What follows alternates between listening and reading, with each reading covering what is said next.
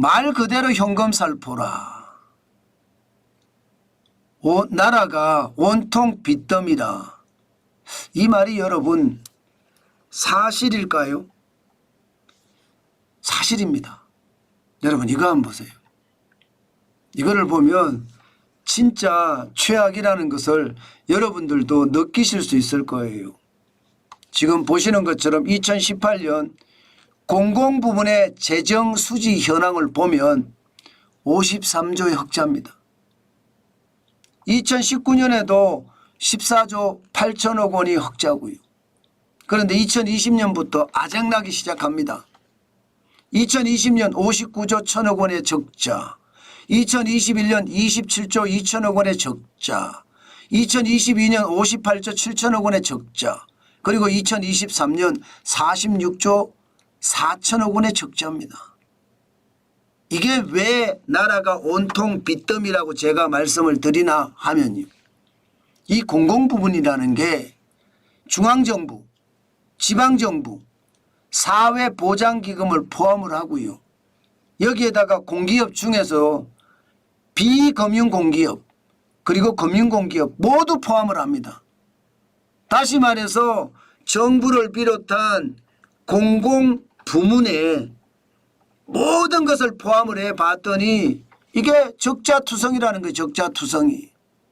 예, 2018년까지만 하더라도 53조 원이 흑자였는데 2020년부터 적자가 나기 시작하더니 2023년까지도 장난이 아니다 이렇게 생각을 하잖아요. 여러분 이게 결국은요 퍼주기예요. 퍼주기. 이게 여러분 우리가 생각하는 것은 진짜 단순한지도 모르겠어요. 왜 제가 단순한지도 모른다고 생각을 하라면 나라를 운영하는 것은 국가와 국민에게 충성을 다하는 거다 이렇게 생각을 하잖아요. 우리는요. 그런데 그게 아닌 것 같아요. 예, 나라를 운영한다는 것은 국가와 국민에게 충성하는 것이 아니라 나와 내 패거리들의 살을 찌우는 일이다. 저는 그렇게까지 생각을 합니다. 그래서 이렇게 나라가 박살난 거죠. 박근혜 대통령 때만 하더라도 나라와 이게 국민에게 충성하는 게 국가 운영이에요. 그런데 그 이후에 과연 말입니다. 과연 우리 정부가 국가와 국민을 위해서 일하는지 묻고 싶은 거예요. 돈 퍼줘서 일하는 거예요? 표 사겠다는 이야기, 표 사겠다는 이야기. 예, 대한민국의 어떤 근간이 자유민주주의인데 자유민주주의의 근간이 선거잖아요. 선거 때만 되면 돈 뿌려서 퍼 사겠다는 거예요. 참 답답하죠. 저는 이것을 보면서 진짜 충격적으로 봅니다. 실제로 여러분 공공부문을 보면 수입이 곧잘 늘었습니다. 2018년에는 852조 원이었습니다. 그러던 것이 말입니다. 쭉쭉쭉쭉 늘어서 2022년에는 1118조 2천억까지 늘었습니다. 굉장히 빠른 속도로 늘었죠. 공공부문의 수입이. 수입이 느는데 적자가 더 심해졌다. 이 말은 결국은 말입니다. 많이 퍼줬다 이런 이야기잖아요. 수입이 늘었는데 퍼주는 건 더 많이 퍼줘요. 예, 2018년에 799조 퍼주던 것이 2019년에 863조, 2020년이 되면 946조 2천억 원이나 풀어옵니다.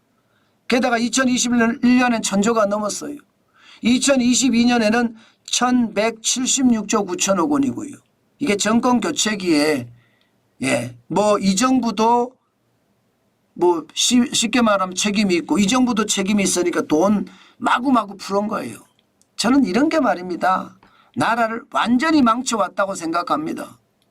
공공부문의 빚더미라는 게 워낙 많이 푸니까 전년 대비 증감률이 15%까지 올라갈 정도면 말 다 했죠. 그만큼 말입니다. 일반 정부, 지방정부, 사회보장기금, 비금융공기업, 금융공기업 할 것 없이 난리라는 거예요. 그나마 금융공기업은 이익이라도 내죠. 나머지는 이익도 못 내고 퍼주기만 일삼고 있습니다. 심지어 말입니다. 공기업들은 자기네끼리 퍼주고 있어요. 자기네끼리. 국민들에게 뜯어서 자기네끼리 잔치하고 있다는 뜻이에요. 참 안타깝죠. 저는 결국 말입니다. 윤석열 정부가 공정을 내세웠잖아요. 그나마 윤석열 정부는 2023년 보면 총 지출을 2% 줄였습니다. 물론 총 수입이 1% 줄어드니까 줄인 것도 있겠지만 이게 공공부문의 구조조정, 저는 절대적으로 필요하다고 생각해요. 지금처럼 이렇게 계속 끌고 가잖아요. 그러면 나라는 점점 더 망해질 거고 빚더미가 더 쌓일 겁니다.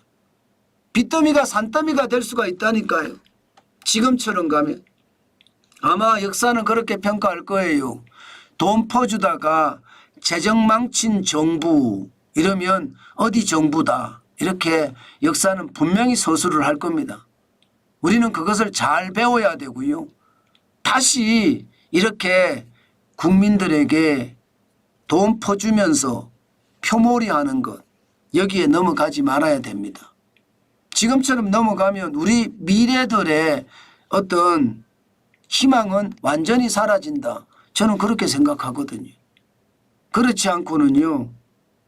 대한민국이 바로 설 수 없을 겁니다.